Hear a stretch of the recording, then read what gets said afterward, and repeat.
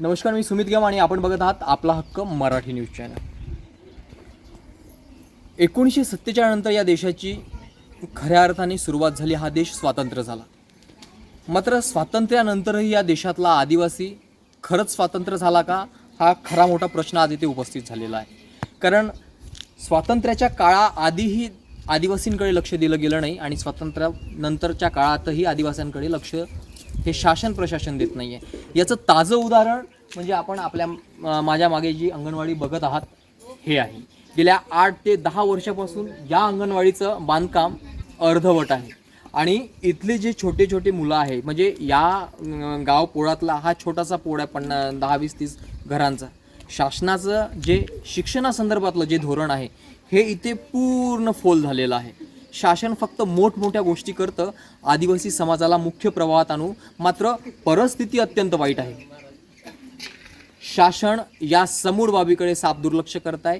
ही अंगणवाडी गेल्या 8 ते 10 वर्षापासून अर्धवट आहे आणि इथले मुले आपण बघता, हे जे इथले मुलं आहे ही चावडी आहे आणि या चावडीमध्ये येऊन मुलं इथे शिकतात। या चावडीमध्ये साधा ब्लॅकबोर्डही नाही, ज्याला आपण फळा म्हणतो। एक अंगणवाडी महिला येते आणि ती या बाळांना आपल्या पद्धतीने शिकवते। तिचाही पर्याय नाही, कारण की शासनाचंही लक्ष नाही, कुठलीच सुविधा नाही आहे। आणि तरीही सरकार म्हणते की देश बढ़ रहा है, आदिवासी बढ़ रहा है, आदिवासी सुरक्षित है इस देश में। खऱ्या अर्थाने या समूळ गोष्टी फोल ठरत आहे। आपल्यासोबत या पोळातले काही सुजाण नागरिक आहे, आपण त्यांना घेऊ। गेल्या किती वर्षापासून ही अंगणवाडी अशी आहे? तरी झालं 10-12 वर्ष. 10-12 मग तुम्ही 10-12 वर्षापासून ही अंगणवाडीची आहे। आपण कुठे गेले नाही का, पंचायत समिती वगैरे? नाही, कुठेच नाही गेले। करण बा म्हणून आम्ही थांबलो ग्रामपंचायत। आम्ही ग्रामपंचायत मध्ये गेलो। ग्रामपंचायत मध्ये मुले का बा आम्ही करतो, मी धीर पकडा। अजूनपर्यंत 10 वर्ष झाली, अजूनपर्यंत काहीच नाही। गेल्या 10 वर्षापासून आदिवासी समाजाला धीर पकडण्याचं सांगत आहे प्रशासन संबंधित गावातलं।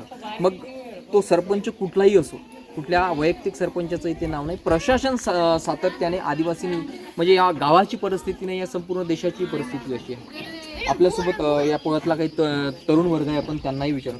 तू तरुण आहे, तुझं बचपन या इथे गेलं, काय वाटतं तुला? किती वर्षापासून ही अंगणवाडी अशी आहे आणि प्रशासन का लक्ष देत नाही? हेच म्हणायचं आहे की 10 वर्षापासून गेल्या 2-3 टर्म झाले, निवडणुका झाले, तरी पण कोणी लक्ष देत नाही। ग्रामपंचायतीला सदर आम्ही नोटीस दिली होती, बोलले पण होतो, पण प्रत्येक वेळेस जो त्या निवडणुकामध्ये निवडून येतो तो सरपंच म्हणतात की धीर धरा आम्ही करतो, धीर धरा आम्ही करतो।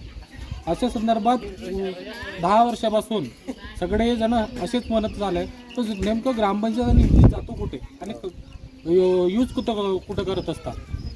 प्रत्येक वेळेस प्रत्येक निवडणुकामध्ये 5 वर्षाचा टर्म असतो। 5 वर्षाच्या टर्ममध्ये आदिवासी गाव, बोटोनी गाव या आदिवासी पेसामध्ये येतो। आदिवासी पेसा अंतर्गत निधी जो येतो तो पोळामध्ये का यूज नाही करत, किंवा आमचं म्हणणं आहे, जेणेकरून जो आदिवासीचा जो फंड आहे तो नेमका आदिवासी भागात यूज व्हावा। मग नाही, नेमके आता हे जे मुलं आहे तुमचे छोटे छोटे मुलं, मग हे यांना कशा पद्धतीने शिकवल्या जाते अशा या परिसरामध्ये? कशा पद्धतीने शिकवलं जाते म्हणलं, त्यांना सोयी सुविधा नाही आहे। शिक्षक येतात, जेवण वाटप करतात, टाइमपास करतात, चालले जातात, आहार देऊन चालले जातात। त्याला काही मतलब नाही ना, पर्याय नाही। ज्या वेळेस अंगणवाडी तयार होईल तेव्हा सुख सुविधा सगळे येईल, तेव्हा ते शिक्षिका पण सगळ्या गोष्टी व्यवस्थित करेल आणि सगळ्या गोष्टी व्यवस्थित चालू येऊन पडेल। पण संबंधित लोकप्रतिनिधी जे आता तुमचा वार्ड नंबर किती वार्ड नंबर? 3 नंबर। तुमच्या वार्ड नंबरचे जे कोणी ग्रामपंचायत सदस्य असतील त्यांना सांगून काही उपयोग नाही। ते पण मतलबी आहे, सगळेजण मतलबी आहे। आपल्या बोटोनी ग्रामपंचायत प्रशासनच मतलबी आहे। माझं म्हणण्याचा उद्देश हाच आहे की कोणी पण निवडून आल्यानंतर पोळाकडे सगळे दुर्लक्ष केले जाते, इकडे पोळाकडे कुठलं पण लक्ष देत नाही। वंदनीय राष्ट्रसंत श्री तुकडोजी महाराज आपल्या ग्रामगीतेत म्हणतात की ऐसा नको पुढारी ज्याने नाही केली कर्तबगारी, तो मित्र नव्हे वैरी समजतो आम्ही। ही ओढ खऱ्या अर्थाने आज या परिस्थितीला जुळलेली आहे। आता हे बघणं अत्यंत महत्त्वाचं ठरणार आहे की आता ही अर्धवट पडलेली अंगणवाडी या अंगणवाडीकडे संबंधित ग्रामपंचायत प्रशासन असो की पंचायत समिती प्रशासन असो की जिल्हा परिषद प्रशासन असो कितपत लक्ष देते? बघत रहा आपला हक्क मराठी न्यूज चॅनल. आवाज आपल्या हक्काचा, शोध सत्याचा.